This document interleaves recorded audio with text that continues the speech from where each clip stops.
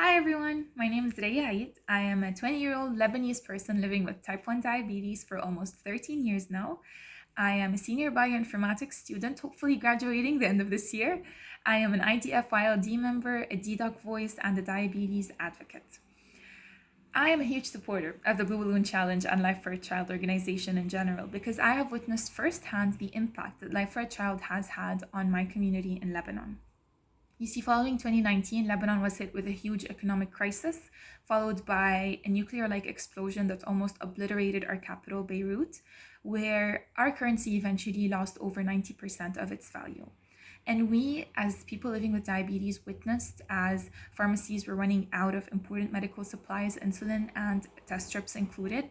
And we were always anxious, always on the edge of our seats, not knowing if we're going to get our supplies for our treatments for the coming month.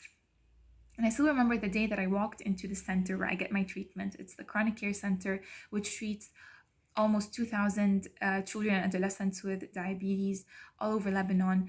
And I remember the day that the director of this center told me that we were getting donations from Life for a Child of test strips. And I still remember that every time after that, I saw the kids and the parents and the families there at the center they had this huge look of relief on their face, and they were a bit more relaxed, knowing that at least they have their test strips covered. And we are extremely grateful for that. And that's why I'm a huge supporter of Life for a Child.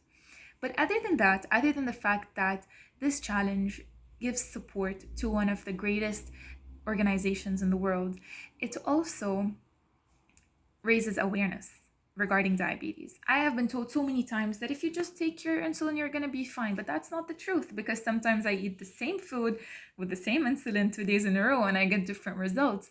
And that's the challenge with diabetes. You need to constantly balance your glucose level.